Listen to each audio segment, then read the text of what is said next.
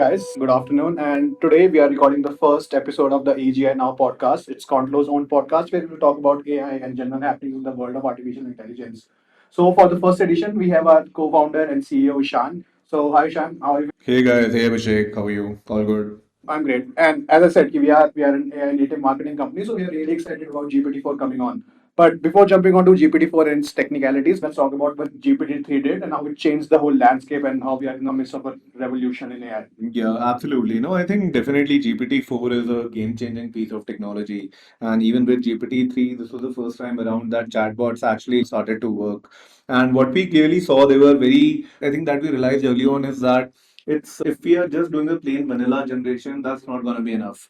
To really create compelling copies or creative and to leverage the true potential of the technology, this had to be done in the context of the brand. So we actually built something called a brand AI model, and the concept was very simple. So our direct use cases of that in the marketing domain, and we actually started using a lot of those capabilities within our main platform as well, starting from how we can enable generation of content for the marketing people, how we can enable what emails can be created that can be sent out to the customer, or let's say what kind of messaging that can be done from the brand. But one thing, vision of the future, I would say, of marketing is that every brand going forward will have their own marketing model.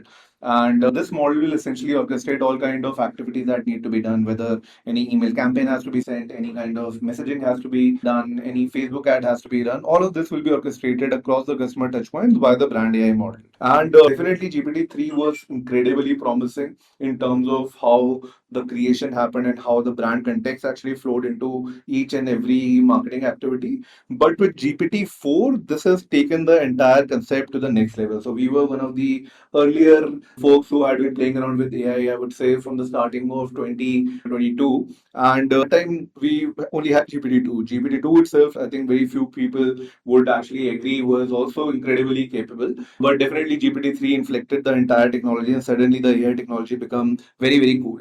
But we had been sort of playing around with it from the very early days, be it in the recommendations that need to be given to the customers, or let's say what kind of content that needs to be created. But now, definitely, those recommendations can go through a full loop circle where we are not only saying that, hey, you should like send out this campaign, but we are actually creating that campaign for the customer. And again, I think this comes back to the fact that we are creating a new kind of marketing, which we like to call autonomous marketing.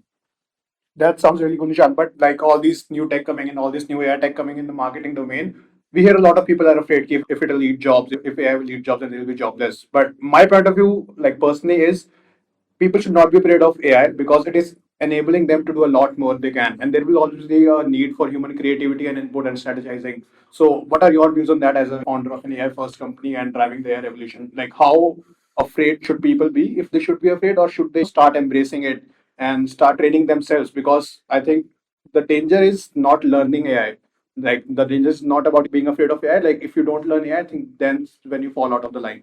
Yeah, I think valid point. So see, if you look at historically, right, Abhishek, any new technology which comes into the ecosystem, the society, there's a general fear, right, within the humans and the society that this technology will replace our jobs. This happened when the printing press sort of came into the picture with the Gutenberg press. This happened in some early sort of signs of AI coming into picture, which in the hindsight was nothing but high compute, such as Gary Kasparov actually losing out to the IBM's Deep Blue in the match of chess. So, see, I think these fears are incredibly, I would say, over exaggerated. But I think, see, if you think about AI, right, AI never replaces jobs, it replaces professions.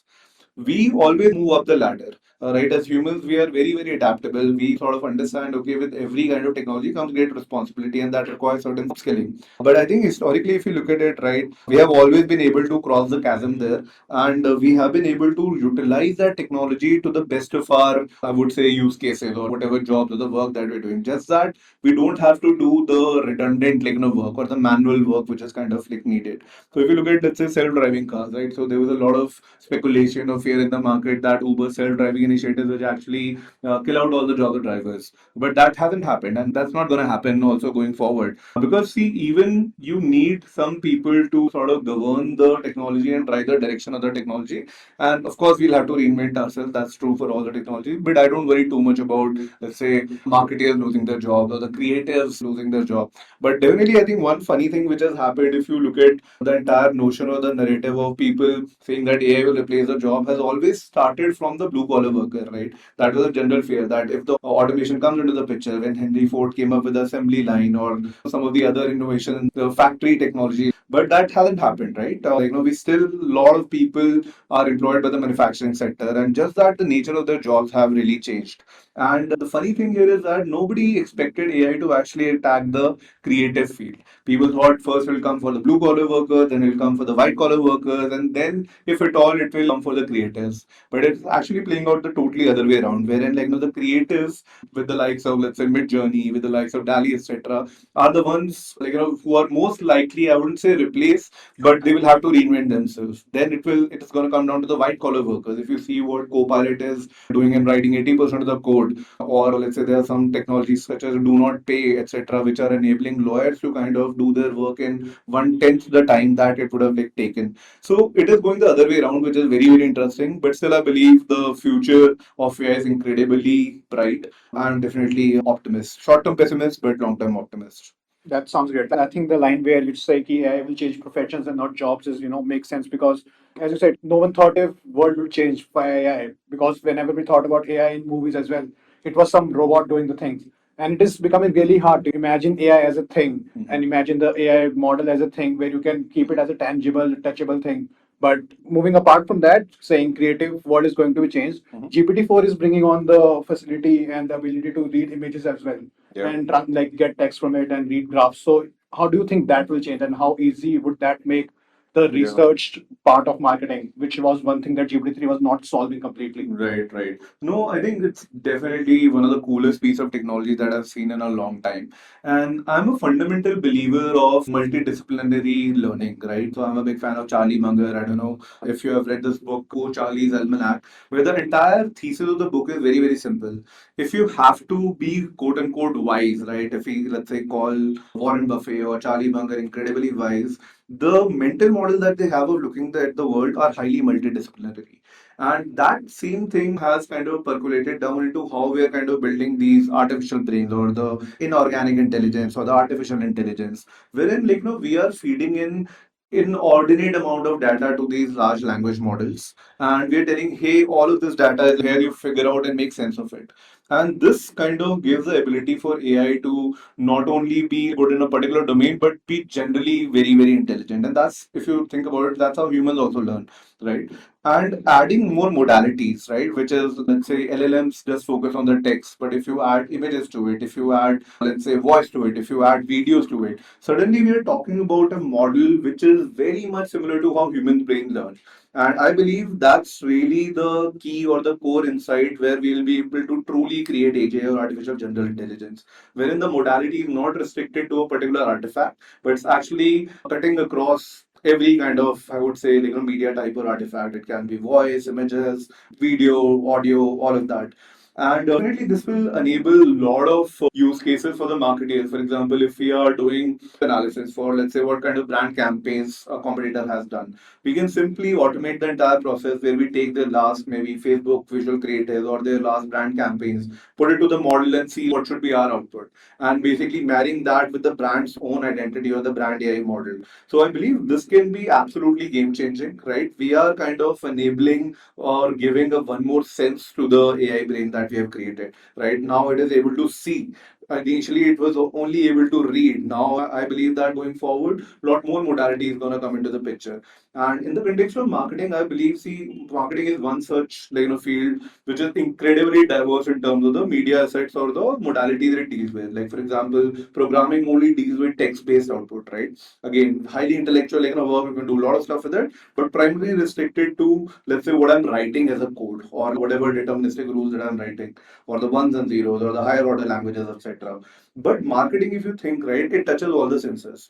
It touches the visual sense, it touches how we sort of read a copy, it touches how we, let's say, listen to a jingle of a marketing ad, or how we, let's say, see the video of a brand. If you talk about all the most important campaigns which have basically stayed with us for a very long time, for example, Cadbury's brand campaign, wherein they created the jungle, kya swaad hai zindagi, right? Or let's say some of the other jingles which are come into the picture. But any cool jingles that come to your mind the marketing which has stayed with you. Do you remember any such jingles or the ads which have really had an impact on you? So it was a campaign. Mhm. I think it was the one of the best campaigns that I've seen in India. The what Coca-Cola did, they started offering bottles with the name of Indian people. Mhm. It kind of exponentially grew them because people started buying bottles just to find out their names, and it kind of exponentially blew up. And then it kind of created a flywheel where people were buying bottles for themselves, their friends, their mom, their family. So one person is buying like number of bottles, Yeah. and number of bottles that they won't buy in general.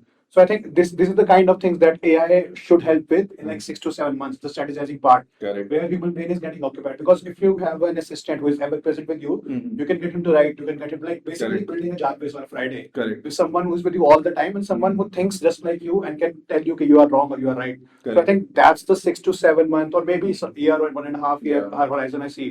And one thing I was talking like thinking about is safety. Like Sam Altman is also talking about safety a Yeah. lot. Yeah. And one thing he said, building marketing AGI, Mhm. I think it's not going to happen in secret because it's going to Absolutely. take so much power. And the biggest problem Mhm. with all the historical Mhm. data points that we have, building something difficult, it always happens in secret. Mhm. And this thing, it's such a big power consuming thing that Yeah. it cannot be built in secret. So Absolutely. whoever will achieve this, he will have to achieve this in open. Correct. So the problem of market AGI doing something wrong Correct. can Correct. be solved before that because all everything will happen in open. It will be completely transparent. So what are your thoughts on that? No, no, absolutely. I 100% believe that all the research or needle moving inventions which have propelled the world forward have always happened in conjunction with the larger community, right? We always stand on the shoulders of the giants, and we are able to do all the stuff that we are able to do because there's a very rich history of how AI has evolved, right? If we talk about, let's say, some of the earlier folks who kind of created the concept that we're talking about, right? So the earliest version of neural network was actually called Perceptron,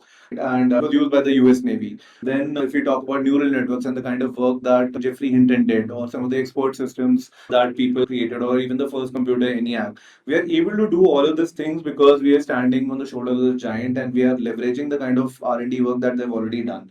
And I think going forward as well, see, coming of AGI or the singularity, I don't generally believe in that concept. I don't think there's a fixed point where the intelligence of machines suddenly will scale up and exceed the human intelligence. There's not going to be a single point, but definitely there's gonna be a long track and long journey. We're gonna see some amazing things. And there's a very famous quote, right, wherein we say that sometimes decades happen when nothing happens, and sometimes the decades happen in the weeks. This is the kind of movement that we're seeing right now, wherein all the work that we have been doing, right, whether it's on the neural network side, whether it's on the cloud computing side, whether it's in the internet, right, I believe internet is highly underestimated for us to really see the kind of AI summer that we're looking at, right? How we would have trained so much LLMs with so much data. All of that is enabled by internet being there in the first place, right? From starting from Web 1.0, Web 2.0, where everybody kind of started contributing to the internet, where we started creating landing pages, forums, communities, chat. All of that has actually distilled down into training LLMs, and you can think of it like a collective consciousness of the internet. And what is internet? Internet is of all of us in a way. So I think definitely there are some real safety concerns, and the organizations which will, I would say, create the maximum value or even derive the maximum value will be the ones who will be doing this kind of a research in the open. There's no way that you can do all of this work and paradigm shifting work in the closed silos. So you have to essentially focus on cross collaboration research. You have to focus on opening up the kind of work which has been done. It has to sort of include how we are kind of taking what we built to the people and the public and the academia, and how can we sort of create an open platform so that we are able to collectively build the technology that we had been sort of envisioning for a very long time through the sci-fi, popular culture, etc. In terms of risk, see, of course, there are some real risk with the whole idea of runaway AI, AI will become evil one day, etc. Right, and I think some of those concerns are real. Right, we have to be very careful what kind of safeguards we are adding it, what kind of kill switch we are adding it. And Nick Bostrom, in his book Super Intelligence, actually builds a very compelling case that AI will become evil. And similarly, I think the views are resonating with some of the other folks as well, including Elon Musk for that matter. But I think this is something that if we are doing from a very conscious approach, so by doing, I would say, the right R&D into the AI ethics, by creating open culture of R&D, and let's say being very very conscious about what can be the potential pitfalls if we don't solve that. So I think if we have all of these aspects covered, right, it will be definitely the bull case of AGI is incredibly great, wherein we are living in the utopia, right? And bear case also very very different. So how do we sort of create a case which is more tending towards the bull? Of course, it will be somewhere in between the two, right? Wherein it is light of your humanity, which is the end extreme case, or we are suddenly shifted to a futuristic utopia where humans sit on the beach, we have immortality, the cancer is cured, we have self-driving cars, we have flying cars, forget about self-driving cars. And something what Isaac Asimov and some of the other people have visioned. But to get there, some of these things have to be talked about. Some of these things have to be collectively decided. And I think broadly, I don't bet against humanity. Historically, I think humanity is the only species which has survived and excelled. So yeah, I'm again same thing, right? I'm long-term optimist. Short-term, of course, we have to be very very careful. And for what we have done on the Conto side is that the first thing that we did when we started seeing the kind of results that we have been seeing, right, with the model, etc., is create a marketing AGI manifesto, right? And that manifesto clearly states that it's incredibly important that we kind of define, we don't use the marketing that we're creating, which kind of is against the privacy of the individual, something which kind of causes international issues or wars, or something wherein we are without taking the consent of the person doing certain marketing activities, right? So I think those standards we have set for ourselves, we expect the larger community to also do that, because again the same thing, right? With great power comes great responsibility. Yeah, yep, I'm like completely agree on that. But I think the larger community would be able to do something better if only if they have the collective benefit of humanity in mind. Because I think like all the big innovations that we talked about, like fear stems from them because that is like fearing is a like a basic property of a human. But I think every big invention has something where they think about the collective benefit of humanity and how can you know they survive, they can survive much longer, they can be there much longer, and they can do basic bigger things. So I think that is the core of AI. Like obviously people think that people are going to make money so they're evil. Yeah. Like if you're helping the world and making money on the side, like it's a good job. So OpenAI, I think, is doing a really great job. Like a lot of their recent papers have been talking about how to safeguard Correct. like customer data, how to Yeah. safeguard the use of AI. So I think that's a really big step when you are the biggest name in the world of AI and you are doing things like that. Correct. That is going to drive the smaller That people. sets the tone in a way. Yeah. So I think that's the flywheel is really there, and AI is going to be the next big thing. Like how like what are your thoughts on AI becoming another Web3? I won't see Web3 is dead, but the hype of Web3 is really down with all the like even the USDC collapsed like few weeks ago. Correct. So Correct. like there's always a risk, but how much do you think the risk is? Yeah. No, I think it's a great question, honestly, and just like interesting trivia. My first company, which I started in 2010, it was called Bitnomics, which was combination of two terms, economics of the bitcoins. And this was 2010, and that time the price of Bitcoin was $0.1. So, but that being said, of course, we didn't go ahead and pursued that, which in hindsight was the right decision. See, when we are talking about certain technologies, right, there is a change of behavior which generally comes with any new technology, right? When we sort of move from horses to cars, or we sort of moved from say flying, not flying to flying. When we sort of started using computers for the first time, this definitely puts a change, in how we behave generally, or what kind of behavior exhibits that we have. So I believe in Web 3.0, the kind of expectation that we had from the world to change so drastically was too high. Not that I'm saying the AI that expectation is not there, but I would say it's still very very tempered.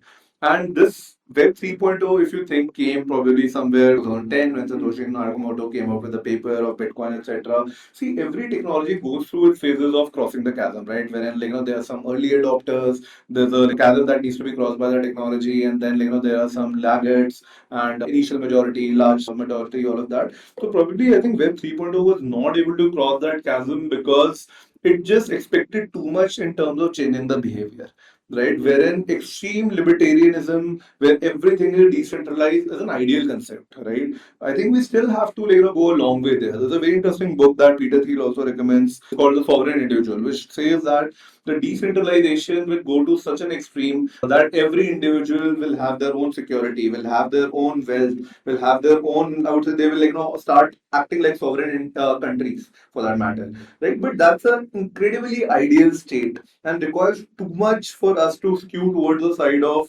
decentralization happening across the institutions that we built, right? Like the Federal Reserve, no matter how much stuff that they do, which kind of affect the economy and causes inflation, etc. But still, they have been the standing anchor of taking our general GDP to a certain level, right? The global prosperity. And similarly, I would say there has to be some sort of balance between a centralized and a decentralized system. AI, on the other hand, is very different if you think about it from like the general Web 3.0 concept, wherein we are seeing that it's augmenting what we already do.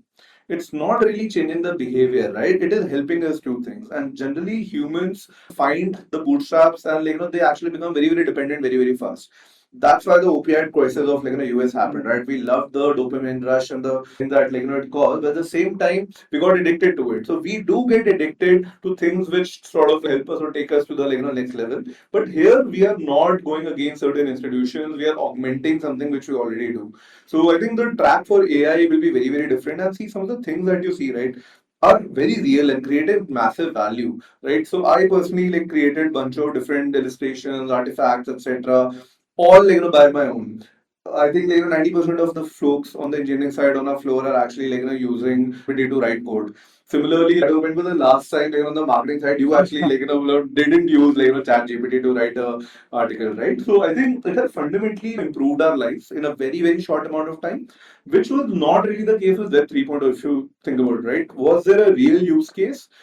You can argue about it, but at the same time, it was not very, very evident.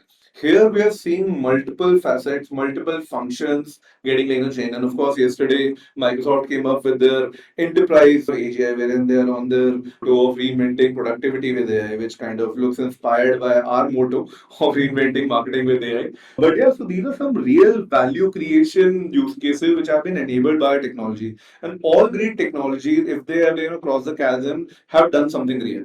Definitely, you need a lot of people to think about it. You need to create the buzz and the excitement to get the funding, to get the activity for a lot of smart people to get involved in. But at the same time, there has to be some real value which is created. If that's not there, then that technology, I think, will just fizzle out, right? And I think the entry barrier for Web3's usage for a normal person was I think super high because it was disrupting and going against institutions. So people like me or you would not start using Bitcoin in daily because you will need another institution to accept it. Correct. Like obviously McDonald's, Domino's did the marketing trick of accepting it for a short time, but I cannot use Bitcoin in my daily life. Correct. But ChatGPT on the other hand, as you were saying, I think I'm talking to ChatGPT more than I'm talking to a lot of people in the office. So that's something that AI is doing. Like the access is easy. Yeah. It's the learning curve is really flat. So you can just dive in and become sort of an expert in few days. Like we have around 1,000, 1,500 experts floating on the internet every day. Yeah. But yeah, I think people will get differentiated when ChatGPT 4, ChatGPT 5, 6 comes around and the tech stack becomes more and more wider. So I think Correct. that's when AI will truly show what it is capable of. Yeah, just to add one more very interesting point, right? You said that you are actually talking more to ChatGPT than anything else. So see, Web 3.0 required everybody to change their reality at the same time, right? As you're saying, McDonald's accepted for a short time, but for currency to work, everybody has to sort of believe in that. Yeah. Which is a very very different expectation, right? If everybody starts accepting Bitcoin, then it makes sense. Versus in AI, it's a single player game, right? Wherein you can suddenly start getting powers. Suddenly you're writing 10x the blocks that you were supposed to write. Suddenly you're creating 3x better the art that you would have been creating otherwise. So it's a single player game. So those kind of technologies we don't require a lot of people together at the same time to buy into a technology are the ones that really excel.